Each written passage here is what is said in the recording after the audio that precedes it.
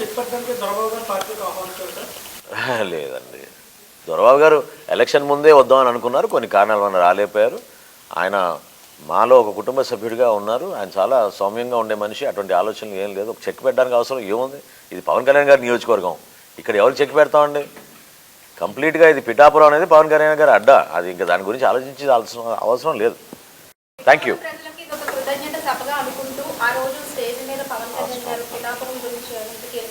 Of course ఇప్పటివరకు జరిగిన కొన్ని అభివృద్ధి కార్యక్రమాలు ఏ విధంగా కష్టపడి క్యాబినెట్లో కూడా కొన్ని తీర్మానాలు చేపించి ప్రత్యేకంగా శాంక్షన్ చేయించారో పిఠాపురం గురించి అవన్నీ కూడా వివరిస్తారు పవన్ కళ్యాణ్ గారు. అంటే ఎక్కువ మంది తెలియకపోవచ్చు, కానీ చాలా అద్భుతమైన కార్యక్రమాలు ఈ 8 నెలల్లోనే పవన్ కళ్యాణ్ గారు ఉప ముఖ్యమంత్రిగా అయినాక పిఠాపురం శాసనసభ్యుడిగా ఆయన ఒక బాధ్యత తీసుకుని అనేక అభివృద్ధి కార్యక్రమాలు మంజూరు చేయించారు, వాటి గురించి వివరిస్తారు. ఇలాంటి సభలు జరిగినప్పుడు చెప్పిన టైం కంటే లేట్గా వస్తున్నారు సార్ నాయకులు.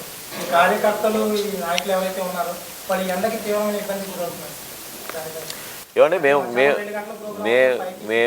మేము మా సభ ప్రాంగణం విషయంలో కానివ్వండి, సభ ఏ టైం మొదలవుతుందనే దానిపైన కూడా చాలా స్పష్టత ఉంది మాకు.